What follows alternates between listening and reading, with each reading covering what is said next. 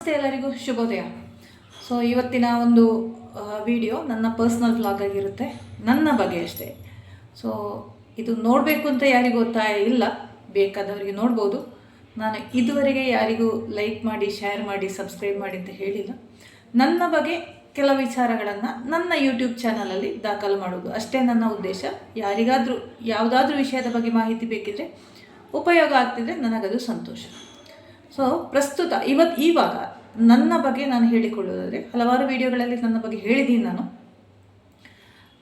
ಒಂದು ವಿಚಾರ, ಸೌಜನ್ಯ ಹೋರಾಟದಿಂದ ನನ್ನನ್ನು ಗುರುತಿಸಿಕೊಂಡವರು ಬಹಳಷ್ಟು ಜನ, ಫೇಸ್ಬುಕ್ಕಲ್ಲಿ ಹೋರಾಟದಿಂದ ಹಿಂದೆ ಬಂದಾಗಲೂ ಗುರುತಿಸಿಕೊಂಡವರು ಬಹಳಷ್ಟು ಜನ. ಸೊ ಇತ್ತೀಚೆಗೆ ಸೋಷಲ್ ಮೀಡಿಯಾದಲ್ಲಿ ಒಂದು ವೈಬ್ ಕ್ರಿಯೇಟ್ ಆಗಿ ನನ್ನನ್ನು ಬಹಳಷ್ಟು ಜನ ಗುರುತಿಸಿಕೊಂಡಿದ್ದಾರೆ. ಸೊ ಇವತ್ತು ಬೆಳಿಗ್ಗೆ ನನ್ನ ಅಕ್ಕನಲ್ಲಿ ಮಾತಾಡೋ ಒಂದು ಡಿಸ್ಕಷನ್ ಬಂತು, ಒಳ್ಳೆಯ ರೀತಿಯಲ್ಲಿ ಪ್ರಚಾರ ಪಡಿಬೇಕು, ಕೆಟ್ಟ ರೀತಿಯಲ್ಲಿ ಅಲ್ಲ ಅಂತ. ನಾನು ಹೇಳಿದೆ ಶತ್ರುಗಳು ಬೇಕು, ಒಳ್ಳೆಯವರು ಆಗಬಾರ್ದು ಅಂತ ನಾನು ಹೇಳೋದು. ಪ್ರಸ್ತುತ ಸಿಚುವೇಶ್ನಲ್ಲಿ ನನಗೆ ನಾನು ಒಳ್ಳೆಯವಳೆ ಯಾವತ್ತು, ಜನರಿಗೆ ನೋಡಿಕೊಳ್ಳುವ ಅವರವರು ನೋಡೋ ದೃಷ್ಟಿಕೋನದಿಂದ ನೀವು ನನ್ನನ್ನು ನೋಡಿ ಅಷ್ಟೇ, ನಾನು ಒತ್ತಾಯ ಮಾಡಲ್ಲ. ಬಹಳಷ್ಟು ಜನ ನೀವು ಮೊದಲು ತುಂಬ ಪಾಪ ಇದ್ರಿ, ಇವಾಗ ತುಂಬ ಸ್ಟ್ರಾಂಗ್ ಆಗಿದ್ದೀರಿ, ಬೋಲ್ಡ್ ಆಗಿದ್ದೀರಿ, ಬದಲಾಗಿದ್ದೀರಿ, ತುಂಬ ಕಮೆಂಟ್ಗಳು ಬರ್ತಾ ಇರುತ್ತೆ. ಖಂಡಿತ ಹೌದು. 2023ರವರೆಗಿನ ಅನಿತಾ ಕಾಸರಗೋಡು ಅಥವಾ ರಾಧಿಕಾ ಕಾಸರಗೋಡು, ವಿಷಯ ಹೇಳೋಕ್ಕೆ ಬರುತ್ತೆ.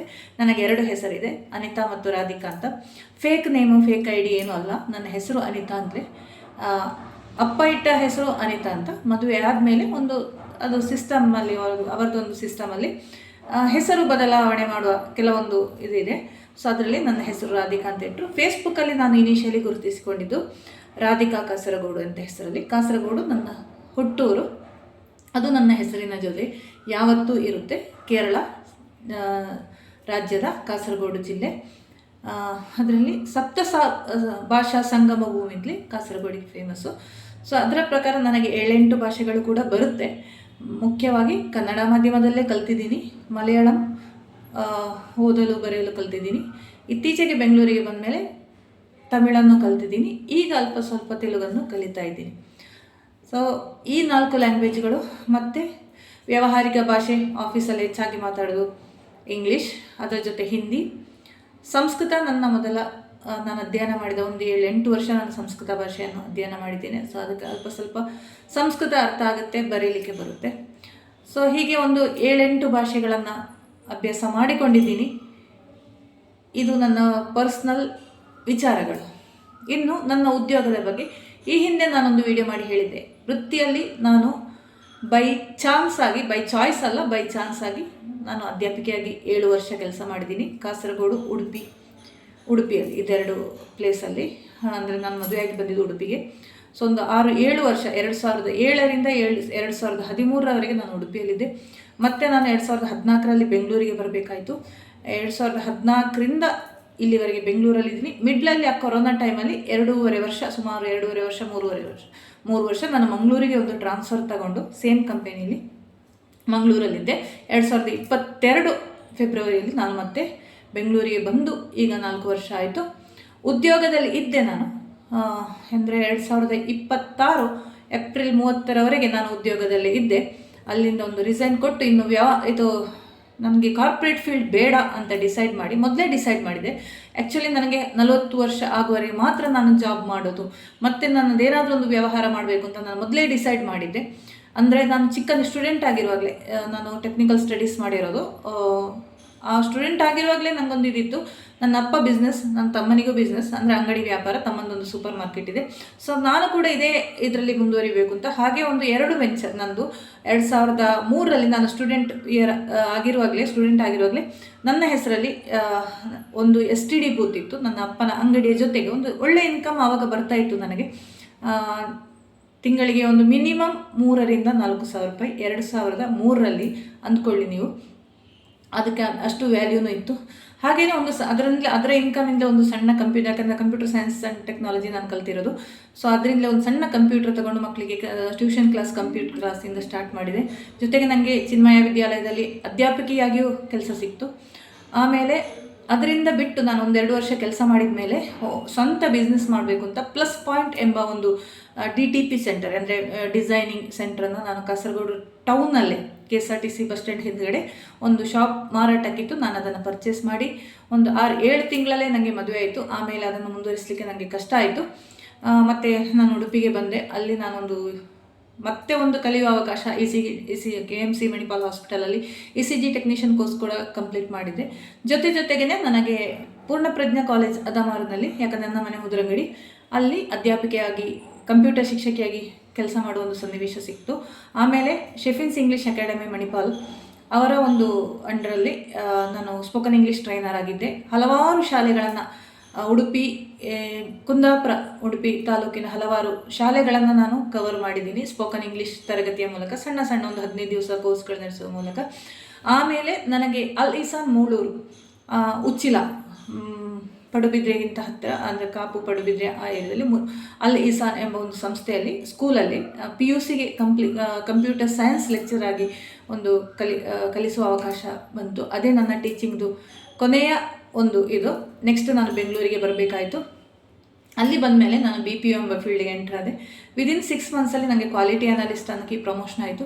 ಅದೇ ಒಂದು ಸರ್ವೀಸಲ್ಲಿ ಇತ್ತೀಚಿನವರೆಗೆ ನಾನು ಬೇರೆ ಕಂಪನಿಗಳಲ್ಲಿ, ಮೊದಲು ರಿಲಯನ್ಸ್ ಕಂಪನಿಯಲ್ಲಿದ್ದೆ, ಆಮೇಲೆ Tata sky, Videocon Tata sky ಕಂಪನಿಯಲ್ಲಿ, ಬೇರೆ ಒಂದು ಕಂಪನಿಯಲ್ಲಿ, ಫ್ಲಿಪ್ಕಾರ್ಟ್ ಎಂಬ ಸಂಸ್ಥೆಯಲ್ಲಿ, ನೆಕ್ಸ್ಟ್ ಓಲಾ, ತುಂಬ ಒಳ್ಳೆಯ ಉದ್ಯೋಗ ಆಗಿತ್ತದು. ಬಟ್ ರ್ಯಾಂಪ್ ಡೌನ್ ಆದ ಕಾರಣ ನನಗೆ ಟೆಲಿಪರ್ಫಾರ್ಮೆನ್ಸ್ ಎಂಬ ಕಂಪನಿಗೆ ಅವರೇ ಒಂದು ಉದ್ಯೋಗ ಮಾಡಿಕೊಟ್ರು. ಓಲಾದಿಂದ ಫ್ಲಿಪ್ಕಾರ್ಟ್ ಎಂಬ ಸಂಸ್ಥೆಗೆ ಬಂದೆ, ಟೆಲಿಪರ್ಫಾರ್ಮೆನ್ಸ್ ಎಂಬ ಒಂದು ಕಂಪನಿಯಲ್ಲಿ. ಆಮೇಲೆ ನನ್ನ ಒಂದು ಉನ್ನತ ಶಿಕ್ಷಣಕ್ಕಾಗಿ MBA ಮಾಡಬೇಕು ಅಂತ ಒಂದು ಗ್ಯಾಪ್ ತಗೊಂಡಾಗ ಸ್ವಲ್ಪ ಫೈನಾನ್ಷಿಯಲ್ ಪ್ರಾಬ್ಲಮ್ ಆಗಿದ್ದರಿಂದ ಮತ್ತೆ ನಾನು ಉದ್ಯೋಗಕ್ಕೆ ಸೇರಬೇಕಾಗಿ ಬಂತು. ಅದು ಕನೆಕ್ಟ್ ಬಿಸ್ನೆಸ್ ಸೊಲ್ಯೂಷನ್ಸ್, ಅದು ಮತ್ತೆ ಹೆಸರು ಚೇಂಜ್ ಆಯಿತು, ಡಿಜಿಟೈಡ್ ಅಂತ. ಸೊ ಅದು ನನ್ನ ಕೊನೆಯ BPO ಸಂಸ್ಥೆ. 2026 ಏಪ್ರಿಲಲ್ಲಿ ಅಲ್ಲಿ ಕೂಡ ನಾನು ಉದ್ಯೋಗವನ್ನು ಡಿಸ್ಕಂಟಿನ್ಯೂ ಮಾಡಿದೆ. ಯಾಕಂದರೆ ನನಗೆ ಓನಾಗಿ ಒಂದು ಬಿಸ್ನೆಸ್ ಮಾಡಬೇಕು ಅಂತ ಉದ್ದೇಶ ಇತ್ತು. ಯಾಕಂದರೆ ಓಡಾಟ ಸ್ವಲ್ಪ ಜಾಸ್ತಿ ಆಗುತ್ತೆ, ಊರಿನ ಕಡೆ ನನಗೆ ಟ್ರಾವೆಲ್ ಮಾಡಬೇಕಾಗಿ ಬರ್ತಾ ಇದೆ. ಯಾಕಂದರೆ ಮಂಗಳೂರು, ಉಡುಪಿ, ಕಾಸರಗೋಡು ಅಂತ ಓಡಾಡ್ತಾ ಇರ್ತೀನಿ. ಸೊ ಅದರ ಜೊತೆಗೇ ನಾನು ಡಿಸೈಡ್ ಮಾಡಿರೋದು ಒಂದು PG ನಡೆಸಬೇಕು ಅಂತ, ಲೇಡೀಸ್ PG. ಸೊ ಅದೇ ಪ್ರಕಾರ ಈಗ ಇರುವ ಮನೆಯಲ್ಲಿ ನಾನು ಲೇಡೀಸ್ PGಯನ್ನು, ಒಂದು 2 BHK ಮನೆಯನ್ನು ಬಾಡಿಗೆ ತಗೊಂಡು ಲೇಡೀಸ್ PG ನಡೆಸ್ತಾ ಇದ್ದೀನಿ. ಹೆಚ್ಚೇನೂ ಇನ್ಕಮ್ ಇಲ್ಲದಿದ್ರೂ ಸಣ್ಣ ಮಟ್ಟಿಗೆ ಅದನ್ನು ನಡೆಸ್ತಾ ಹೋಗ್ತಾ ಇದ್ದೀನಿ. ಇನ್ನು ಅದರ ಜೊತೆ ನನ್ನನ್ನೀಗ ಇಂಟ್ರೊಡ್ಯೂಸ್ ಮಾಡ್ತಾ ಇರೋದು, ನಾನು ಆಕ್ಸಿಸ್ ಮೆಟಾ ಲೈಫ್ ಇದರ ಒಂದು ಇನ್ಶೂರೆನ್ಸ್ ಕಂಪನಿಯಲ್ಲಿ ನಾನು ಫೈನಾನ್ಷಿಯಲ್ ಅಡ್ವೈಸರ್ ಆಗಿದ್ದೀನಿ. ಪಾರ್ಟ್ ಟೈಮ್ ಜಾಬ್ ಅದು. ಸೊ ನನ್ನ ಮನೆಯಲ್ಲೇ ಕೂತ್ಕೊಂಡು ಮಾಡ್ಬೋದು. ವಾರಕ್ಕೊಂದು 2 ಸಲ ಆಫೀಸ್ಗೆ ಹೋಗ್ತಾ ಇರ್ತೀನಿ, ಫೀಲ್ಡಲ್ಲಿ ಇರ್ತೀನಿ. ಸೊ ಇದು ನನ್ನ ಪಾರ್ಟ್ ಟೈಮ್. ನೆಕ್ಸ್ಟು ನನ್ನ 2 ಪ್ರಾಜೆಕ್ಟ್ಗಳಿದೆ. ಅದು ನನ್ನ ಈ ತಿಂಗಳು ಕಳೆದು, ನಮ್ಮ ಈಗ ನಮಗೀಗ ಆಟಿ ತಿಂಗಳು, ಆಟಿ ಕಳೆದು ಸೋಣ ಅಂತ ಶ್ರಾವಣ ಮಾಸದಲ್ಲಿ ಅದನ್ನು ಸ್ಟಾರ್ಟ್ ಮಾಡಬೇಕು ಅಂತಿದ್ದೀನಿ. ಒಂದು ನಾನು ತುಂಬ ಇಂಟ್ರೆಸ್ಟಿಂಗ್ ತೋರಿಸಿರೋದು ಒಂದು ವಿಚಾರ, ಕ್ಲೌಡ್ ಕಿಚನ್ ಎಂಬ ಕಾನ್ಸೆಪ್ಟ್ 2 ವರ್ಷದ ಮುಂಚೆನೇ ನಾನು ಡಿಸೈಡ್ ಮಾಡಿರೋದು. ಒಂದು ಅಥೆಂಟಿಕ್ ಆಗಿರುವ, ನನಗೆ ಉಡುಪಿ ಮಂಗಳೂರು ಶೈಲಿಯ ಆಹಾರ ಪದಾರ್ಥಗಳನ್ನು ಜನರಿಗೆ ತಲುಪಿಸಬೇಕು ಟ್ರೆಡಿಷ್ನಲ್ ಆಗಿ. ನಾನೇ ಕೆಲವೊಂದು ರೆಸಿಪಿಗಳನ್ನು ಟ್ರೈ ಮಾಡ್ತಾ ಇದ್ದೀನಿ. ಜೊತೆಗೆ ಹಿರಿಯರಾದ, ಅಂದರೆ ಹಿರಿಯ ಪಳಗಿದ ಕೈಗಳಿಂದ ಮಾಡಿದ ಟ್ರೆಡಿಷ್ನಲ್ ರೆಸಿಪೀಸ್, ಅಂದರೆ ಉಪ್ಪಿನಕಾಯಿ, ಚಟ್ನಿ ಪುಡಿ, ಆ ಥರ ಕೆಲವೊಂದು ಅಥೆಂಟಿಕ್ ಆಗಿರುವ ನಮ್ಮ ಉಡುಪಿ ಮಂಗಳೂರು ಭಾಗದಲ್ಲಿ ಮಾತ್ರ ಸಿಗುವ ಒಂದು ಫುಡ್ ಐಟಮನ್ನು ನಾನು ಆನ್ಲೈನಾಗಿ ಡೆಲಿವರಿ ಮಾಡಬೇಕೆಂಬ ಒಂದು ಕಾನ್ಸೆಪ್ಟಲ್ಲಿದ್ದೀನಿ. ಮನೆಯಿಂದಲೂ ಮಾಡ್ಬೋದು. ಸದ್ಯಕ್ಕೆ ನಾನೀಗ ಒಂದು ಒಳ್ಳೆಯ ಸೆಂಟ್ರಲ್ಲಿದ್ದೀನಿ, ಸೆಂಟ್ರಲ್ ಪ್ಲೇಸಲ್ಲಿ ಬೆಂಗಳೂರಿನ. ಸೊ ಅಲ್ಲಿಂದು ನನಗೆ ಆನ್ಲೈನ್ ಡೆಲಿವರಿ ಕೊಡುವ ಒಂದು ಇದಿದೆ. ಸ್ವಲ್ಪ ಸ್ವೀಟ್ಸ್, ಆ ಥರ ಏನಾದರೂ ಟ್ರೆಡಿಷ್ನಲ್ ಐಟಮ್ಸ್ ನನ್ನ ಕೊಡಬೇಕು ಎಂಬ ಒಂದು ಉದ್ದೇಶ ಇದೆ. ಜೊತೆಗೆ ನಮ್ಮ ಆತ್ಮೀಯರು, ಪರಿಚಿತರ ಆಗಿರುವ ಉಡುಪಿ ಮೂಲದವರಾದ ಒಬ್ಬರು ಮಹಿಳೆ ಮತ್ತವರು, ಅವರ ಒಂದು ಹೊಸ ಕಾನ್ಸೆಪ್ಟ್, ಒಂದು ಸಂಭ್ರಮ ಅಂತ ಒಂದು ಇವೆಂಟ್ ಮ್ಯಾನೇಜ್ಮೆಂಟ್ ಸದ್ಯಕ್ಕೆ ಬೆಂಗಳೂರಲ್ಲಿ ಕೂಡ ಸ್ಟಾರ್ಟ್ ಮಾಡ್ತೀವಿ. ಇಲ್ಲೇ ಅವರ ಜೊತೆ ಒಂದು ಡಿಸ್ಕಷನ್, 1ನೇ ಹಂತದ ಡಿಸ್ಕಷನ್ ಆಗಿದೆ. ಅದು ಉಡುಪಿಯಲ್ಲಿ ಅಫಿಷಿಯಲಿ ಇನಾಗರೇಷನ್ ಆದಮೇಲೆ ನಾವು ಬೆಂಗಳೂರಲ್ಲಿ ಅದರ ಬ್ರ್ಯಾಂಚನ್ನು ಮಾಡ್ತೀವಿ. ಇದೊಂದು ಹೊಸ ಕಾನ್ಸೆಪ್ಟ್, ಇದರ ಬಗ್ಗೆ ನಾನು ಡೀಟೇಲ್ ಆಗಿ ಇನ್ನೊಂದು ವಿಡಿಯೋ ಮಾಡ್ತೀನಿ. ಸೊ ಹಲವಾರು ವ್ಯವಹಾರಗಳನ್ನು ಮಾಡ್ತಾ ಒಂದು ನಾವು ಉದ್ಯೋಗ ಮಾಡೋ ಜೊತೆ ಹಲವಾರು ಜನರಿಗೆ ಉದ್ಯೋಗ ಕೊಡುವ ಒಂದು ಅವಕಾಶ, ಆ ಥರ ಒಂದು ಕಾನ್ಸೆಪ್ಟಲ್ಲಿ ನಾನು ವರ್ಕ್ ಮಾಡಬೇಕು ಅಂತ ಇದ್ದೀನಿ. ಸೊ ಯಾರಿಗಾದರೂ ಇದರ ಬಗ್ಗೆ ಆಸಕ್ತಿ ಇದ್ದರೆ, ನಾನು ಈ ಹಿಂದೆನೂ ಒಂದು ವಿಡಿಯೋ ಮಾಡಿದೆ, BPO ಫೀಲ್ಡಲ್ಲಿ ನಮಗೆ ವರ್ಕ್ ಫ್ರಮ್ ಹೋಮ್ ಆಪ್ಷನ್ ಮಾಡ್ಬೋದು ಅಂತ. ಅದು ಕೂಡ ಇದೆ, ನಮ್ಮ ಆತ್ಮೀಯರೊಬ್ಬರು ಮಾಡ್ತಾ ಇದ್ದಾರೆ. ನನಗೆ ಫುಲ್ ಟೈಮ್ ಅದಕ್ಕೆ ಕಾನ್ಸಂಟ್ರೇಟ್ ಮಾಡಲಿಕ್ಕೆ ಆಗ್ತಾಯಿಲ್ಲ. ಸೊ ನಾವೊಂದು ಸಮಾನ ವಯಸ್ಕರು, ಸಮಾನ ಮನಸ್ಕರು, ಒಂದು 4-5 ಜನ ಸೇರಿ ಒಂದು ಕಾನ್ಸೆಪ್ಟನ್ನು ಸ್ಟಾರ್ಟ್ ಮಾಡಿದ್ದೀವಿ. ಬಹಳಷ್ಟು ವಿಚಾರಗಳನ್ನು ಅದು ನಿಮ್ಮ ಜೊತೆ ಹಂಚಿಕೊಳ್ತೀನಿ. ನಿಮಗೆ ಕೂಡ ನಮ್ಮ ಜೊತೆ ಕೈ ಜೋಡಿಸ್ಬೋದು. ಅಂದರೆ ಒಂದು ಉದ್ಯೋಗ, ಎಜುಕೇಷನ್ ಆದಮೇಲೆ ಒಂದು ಕಂಪನಿ ಅಂಡರಲ್ಲೇ ಕೆಲಸ ಮಾಡಬೇಕು ಅಂತಿಲ್ಲ. ದುಡಿಯುವ ಹಲವಾರು ಮಾರ್ಗಗಳಿದೆ. ಪ್ರೊಫೆಷನಲಿ ನಿಮಗೆ ದುಡಿಬೋದು. ಸ್ವಲ್ಪ ಕಮ್ಯುನಿಕೇಷನ್ ಸ್ಕಿಲ್ಸ್ ಇದ್ದರೆ ಸಾಕು, ಲ್ಯಾಂಗ್ವೇಜ್ ಇದ್ದರೆ ನಿಮಗೆ ಹೇಗಾದರೂ ದುಡಿಬೋದು. ಹೆಣ್ಣು ಮಕ್ಕಳಿಗಂತೂ ತುಂಬ ಅವಕಾಶ ಇದೆ. ಸೊ ಮನೆಯಲ್ಲೇ ಕೂತ್ಕೊಂಡು ಕೆಲಸ ಮಾಡುವ ಕೆಲವೊಂದು ಅವಕಾಶಗಳು, ಇದರ ಬಗ್ಗೆ ಸಂಪೂರ್ಣ ಮಾಹಿತಿ ನಾನು ಮುಂದೆ ತಿಳಿಸ್ತೀನಿ.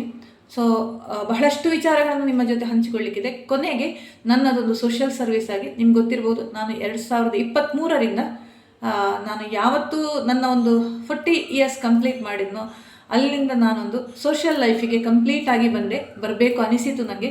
ಯಾಕಂದರೆ ಸ್ವಂತಕ್ಕಾಗಿ ಸ್ವಲ್ಪ, ಸಮಾಜಕ್ಕಾಗಿ ಸರ್ವಸ್ವ ಎಂಬ ಒಂದು ತತ್ವದಿಂದ ಜನರಿಗೋಸ್ಕರ ಏನಾದರೂ ಮಾಡಬೇಕು ಎಂಬ ಒಂದು ಸೋಷಿಯಲ್ ಸರ್ವಿಸ್ ಇಂಟೆನ್ಷನ್ ಇಟ್ಕೊಂಡು ನಾನೊಂದು ಇಂಟೆನ್ಷನ್ ಇಟ್ಕೊಂಡು ಕೆಲಸ ಮಾಡ್ತಾ ಬಂದಿದ್ದೀನಿ.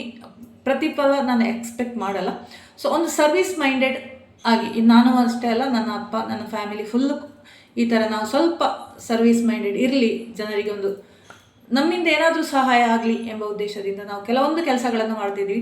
ಸೊ ನಾನು ನಿಮಗೆ ಒಂದು ವಿಷಯದ ಬಗ್ಗೆ ಹೇಳ್ತೀನಿ. ಯಾರಾದರೂ ಬೆಂಗಳೂರಿಗೆ ಬರುವವರಿದ್ದರೆ, ಎಕ್ಸ್ಪೆಷಲಿ ಲೇಡೀಸ್ಗೆ ಮಾತ್ರ, ಯಾಕಂದರೆ ಸದ್ಯಕ್ಕೆ ನನಗೆ ಜೆಂಟ್ಸಿಗೆ ಏನು ಸಹಾಯ ಮಾಡೋಕ್ಕಾಗಲ್ಲ.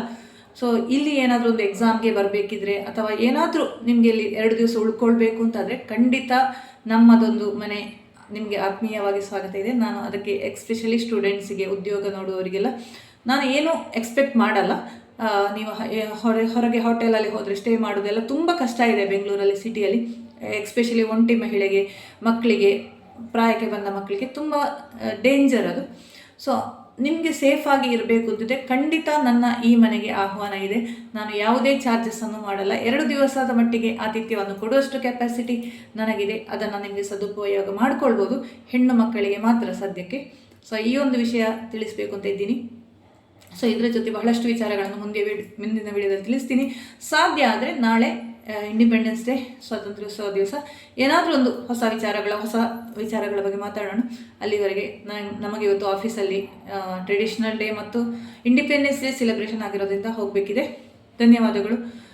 ಈ ರೀತಿ ವಿಡಿಯೋವನ್ನು ನೋಡ್ತಾ, ಬೆಂಬಲ ಕೊಡ್ತಾ, ಪ್ರೋತ್ಸಾಹ ಕೊಡ್ತಾ ಇರಿ. ಶುಭವಾಗಲಿ.